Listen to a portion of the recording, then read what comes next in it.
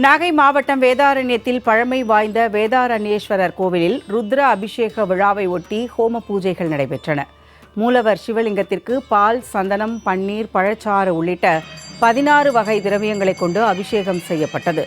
தொடர்ந்து ஹோம பூஜையில் வைத்து பூஜிக்கப்பட்ட புனித நீர் நிறைந்த கலசங்களை சிவாச்சாரியார்கள் ஊர்வலமாக எடுத்து வந்து சுவாமிக்கு மகா அபிஷேகம் செய்து மகா தீபாராதனை காண்பித்தனர்.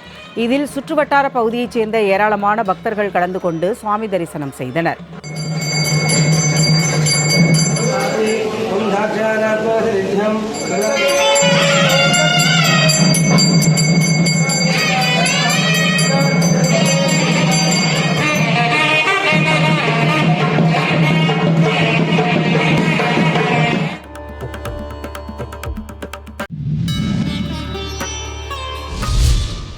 விழுப்புரம் மாவட்டம் பூவரசன்குப்பம் கிராமத்தில் பிரசித்தி பெற்ற லட்சுமி நரசிம்மர் கோவில் தேரோட்டம் வெகு சிறப்பாக நடைபெற்றது.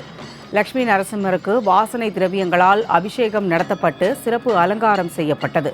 32 அடி உயரமுள்ள அலங்கரிக்கப்பட்ட தேரில் லட்சுமி நரசிம்மர் எழுந்தருளி காட்சியளித்தார். ஏராளமான பக்தர்கள் கோவிந்தா கோவிந்தா என்ற பக்தி முழக்கங்களுடன் தேரை வடம்பிடித்து இழுத்து சுவாமி தரிசனம் செய்தனர்.